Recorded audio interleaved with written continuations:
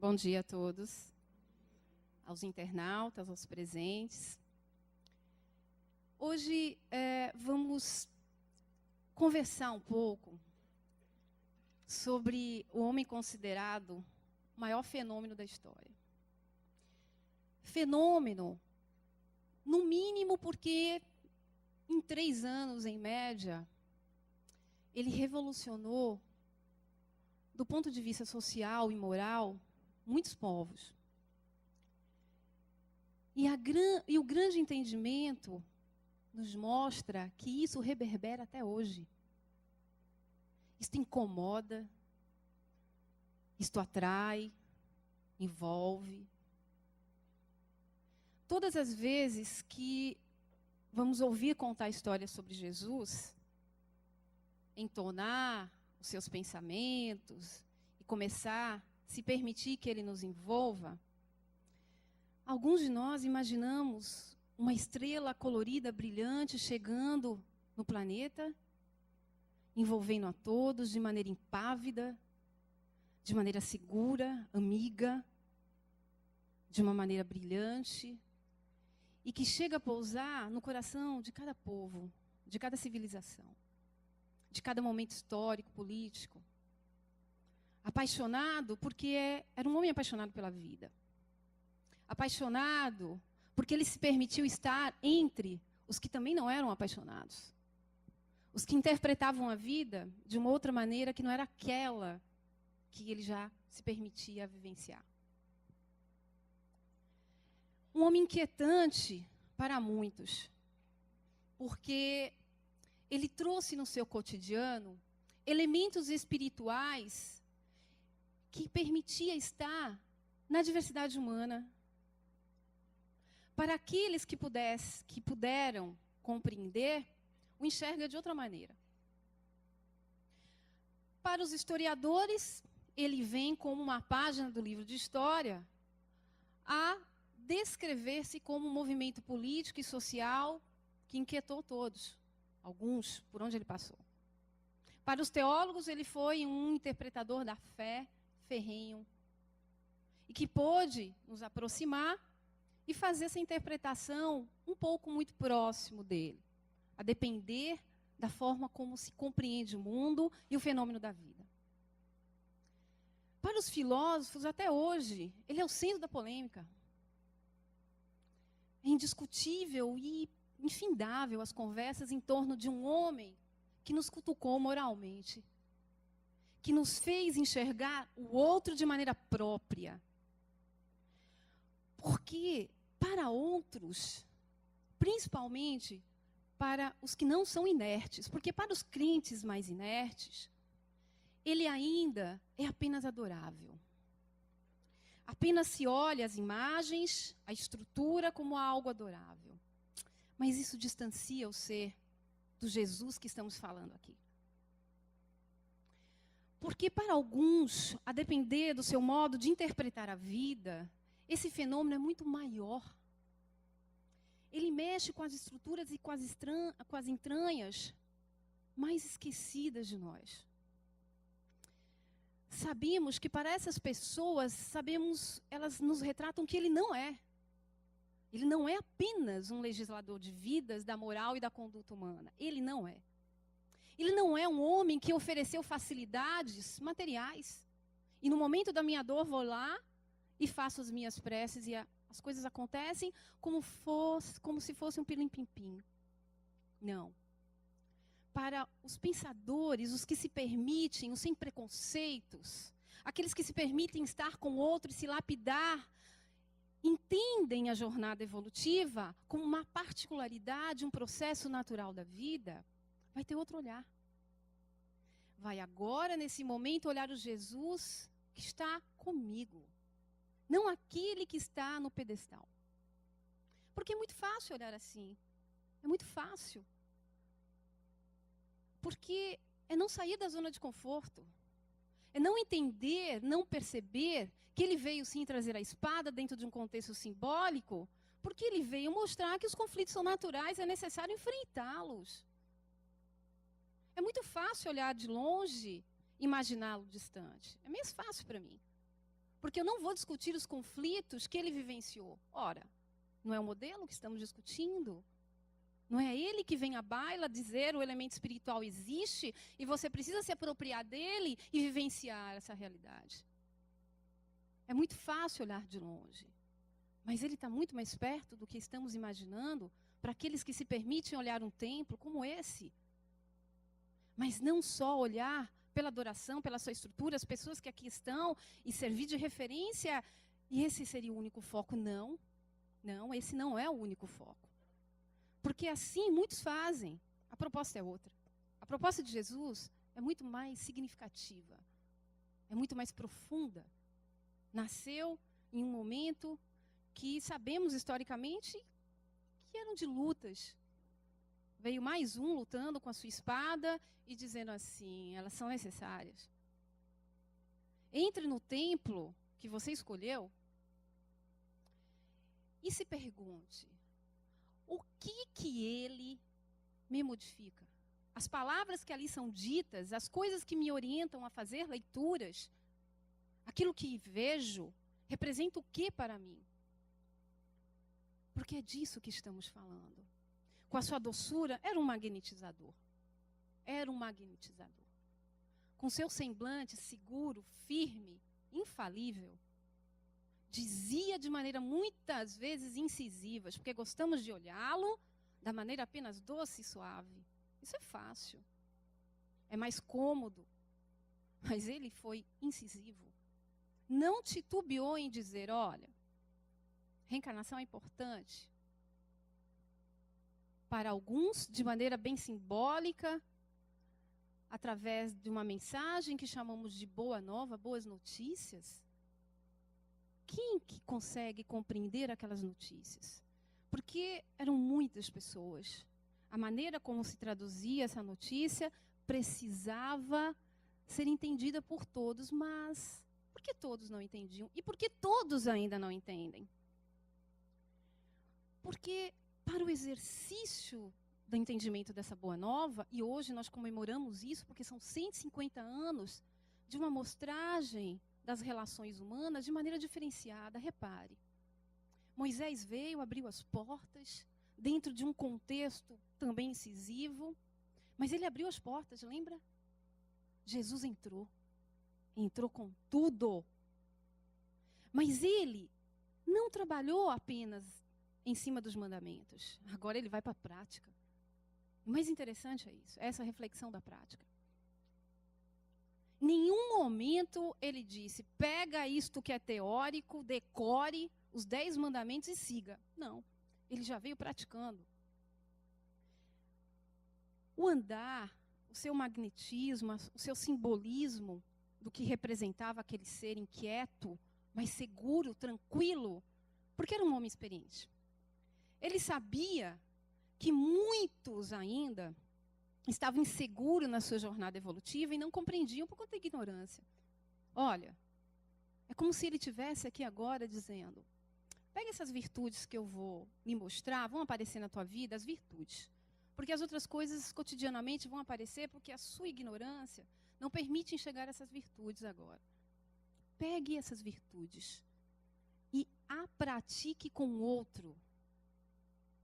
A sua individualidade, a sua particularidade como ser, precisa ser trabalhada dentro da jornada evolutiva, ok? Ok.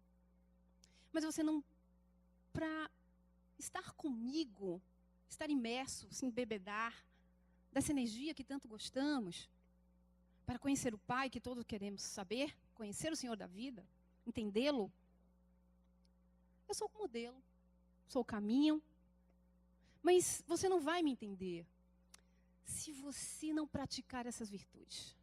Ele estava falando de valores. Todos os valores. Todas as coisas boas que podem envolver uma pessoa. Ele envolto na carne, num planeta tão material ainda, veio, esteve entre os homens. Poderia estar entre os mais, ditos por nós, livres de problemas, né? Ele não era o rei? Mas não. Primeira coisa que ele fez, não é ali que se precisa beber. Onde se precisa beber é aqui. Aqui está seco essa fonte. E é ali que ele esteve. De alguma forma, nas suas andanças, porque foi um homem que andou. Pensem num homem que andou.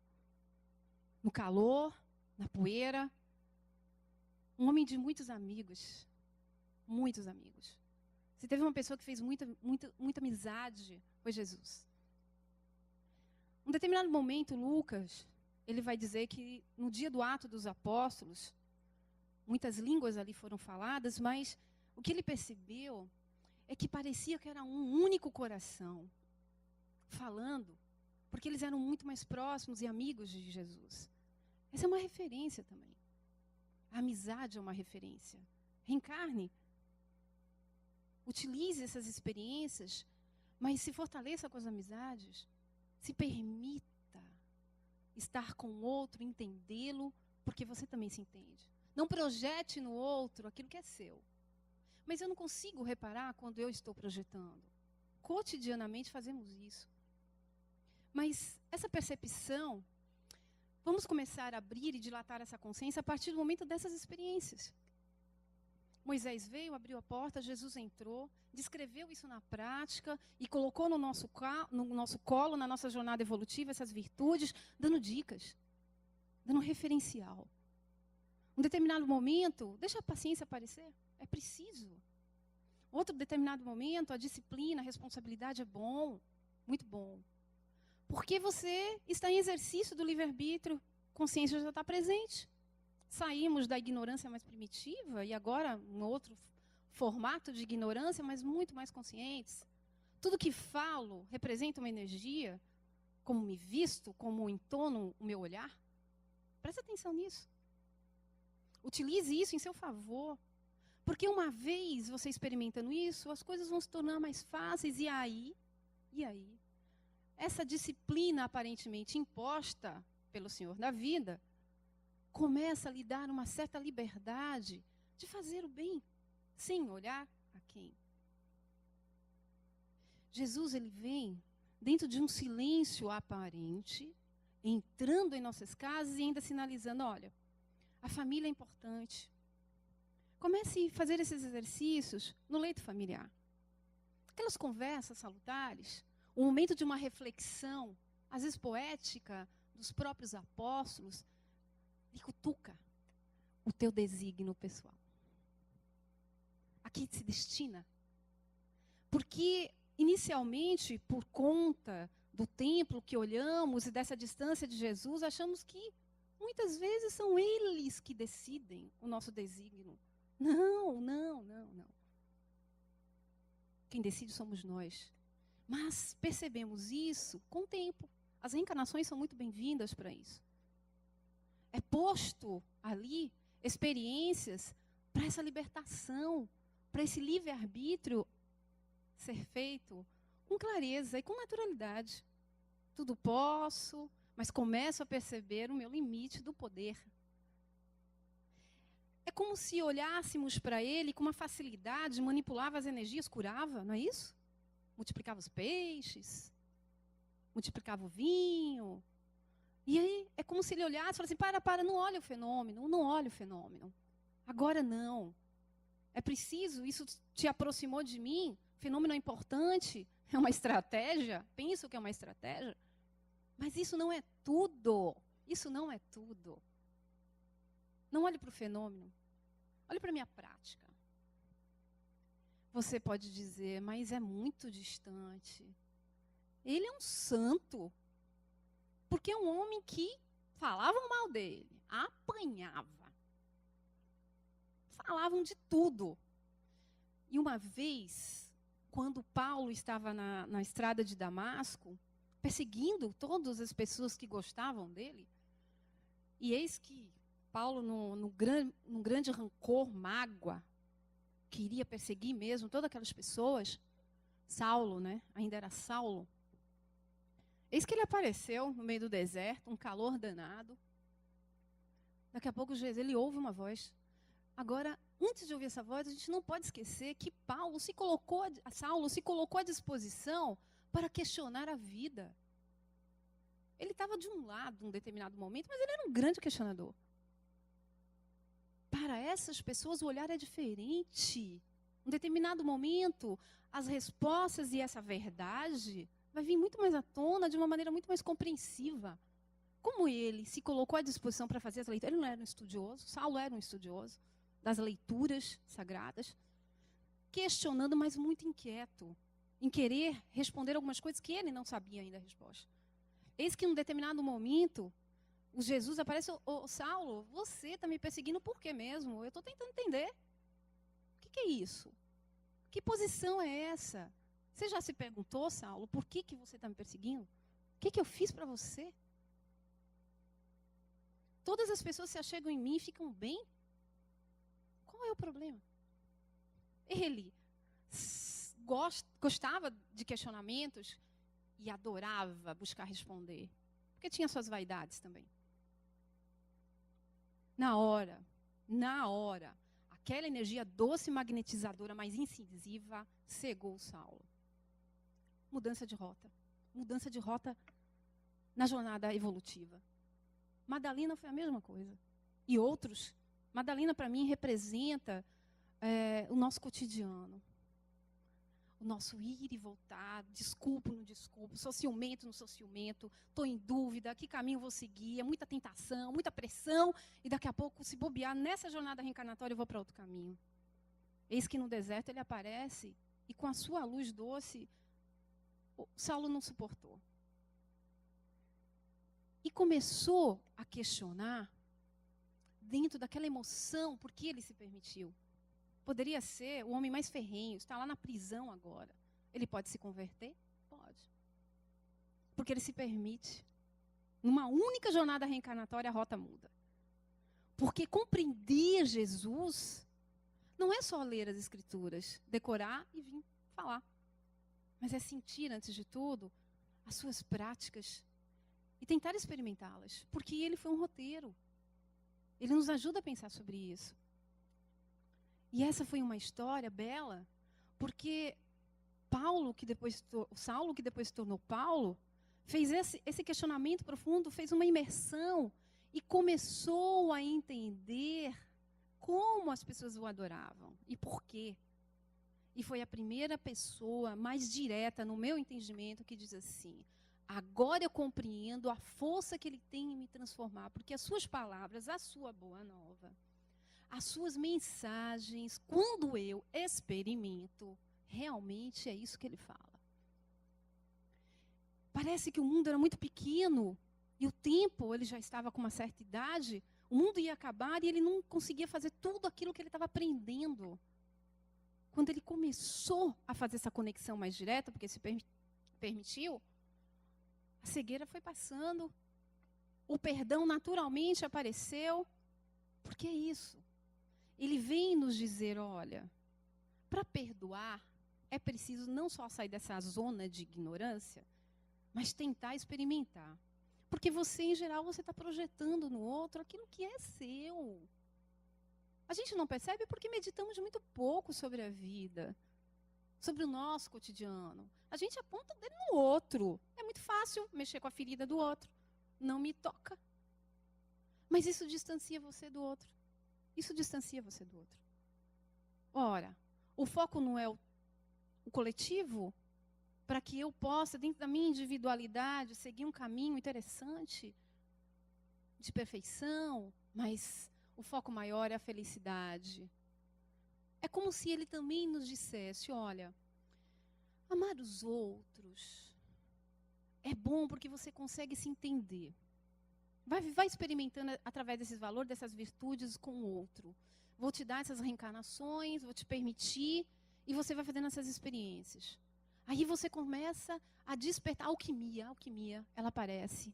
Porque começa você a fazer essas experiências, daqui a pouco as lembranças do passado, reencarnatório ou não, os seus desejos, aquele desígnio pessoal, ele aparece com uma claridade, uma leveza. E aí você consegue entender por que ele disse que era muito melhor, de alguma forma, é muito melhor você trabalhar a sua ética do que a própria moral dos códigos que estão aí na sociedade, porque às vezes aquela conduta moral não te serve. Não te serve. Mas Quando você percebe esse impulso do desejo, do teu desígnio que você pode, você começa a se sentir responsável, consciente, mas também um manipulador dessas energias do bem, do amor. É interessante quando a gente se coloca nesse lugar e traz Jesus para cá, porque esta leveza faz com que a vida fique muito menos ansiosa, muito mais real, e não dentro de um templo à distância, cheio de ouro, porque isso é muito pouco, é muito raso para um espírito que começa a pensar. Ele não aguenta, ele não consegue suportar mais, é muito pouco. O que ele lê, ele quer mais, o que ele vive, ele quer mais. Ele precisa estar em mais reencarnações porque ele quer buscar um conhecimento, porque nem tudo ele conseguiu responder numa única vida. E às vezes ficamos ponderando o tempo e espaço como se isso determinasse a nossa vida. Muitas vezes, com 80, 90 anos, achamos que tudo está acabando, não está. Ele disse, olha, nascer, porque a morte não existe. Mas, ao nascer de novo, saia daqui melhor do que como entrou. Faça isso. Saia daqui melhor de como entrou. Sabe, pega tudo que você pode de bom, de beleza, de naturalidade. Limpe a casa, porque quando você voltar, a casa vai estar cheirosa. Quando você voltar, a casa está limpa, higienizada. É melhor. Deixe os amigos, porque eles vão te receber. Os que foram primeiro vão estar te recebendo também. Vocês sabem que teve uma certa época, na casa de Pedro, numa reunião que tinha, estavam a maioria dos apóstolos. Sara era a esposa de um cuidador de cabras, ele vendia cabras. E ela disse assim, Jesus, você está na beira do lago, você está lá o tempo todo, e você fica falando do reino de Deus. Eu queria tanto entender isso. Mas eu sou uma pessoa tão ciumenta ainda. Eu não consigo dividir tudo que tenho. Eu não consigo. Me ensina. Me ensina. Pedro falou, olha, se entregue, deseje. Né? E outros falaram, mas a fé é importante, não abra mão da fé. Jesus, numa simplicidade, disse o seguinte: o orvalho, quando está no lírio, ele é um alvo interessante e parece até um diamante. Mas uma vez ele caindo na poeira da estrada, esse orvalho vai virar uma gota lamacenta. Os profetas fizeram isso. Eles trouxeram mensagens sublimes, importantes, mas quando isso se mistura com a sujidade desta reforma que não foi feita por conta dos equívocos, de não querer sair da ignorância, isso te envolve a tal ponto que te deixa cego. Tira a trave do olho, vai para a luz. Ele se tornou luz do mundo porque ele esteve próximo a todos nós. Tira a trave logo do olho, porque ela está te cegando. Como é que você está sinalizando argueiro no olho do outro? Você está vendo muito pouco. Estou lhe dizendo, tira primeiro. Mas para tirar, é preciso fazer essas experiências. E todos ficaram olhando atônitos, como sempre faziam. Vocês sabem que essa energia poderosa vão nos envolvendo a tal ponto que vamos gostando disso. Mas a rota, o referencial, também é aqui agora. Isso nos ajuda a crescer.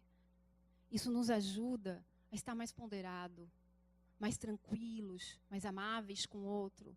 Lembra disso? Amar os outros, amar a si, mas nessa jornada evolutiva, se preocupe nessas suas relações. Eu queria compartilhar com vocês, para a gente estar encerrando, uma mensagem. Eu tenho um livro de orações, um caderno, que desde a minha adolescência eu comecei a selecionar tudo o que eu acho que é bom para mim. Mas isso, eu não acho que é só bom para mim, eu acho que é bom para todo mundo. Eu queria ler para vocês. Ela diz assim: oração do amanhecer.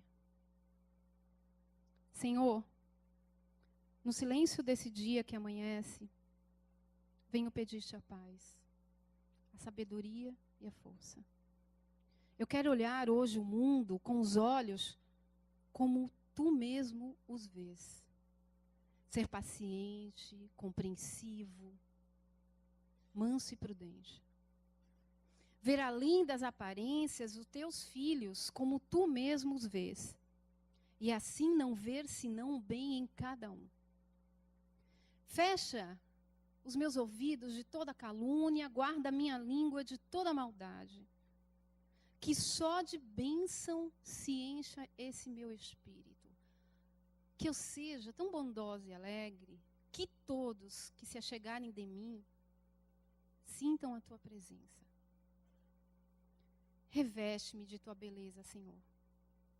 E que no decurso deste dia eu possa te revelar a todos. Que a paz de Jesus Cristo esteja com todos.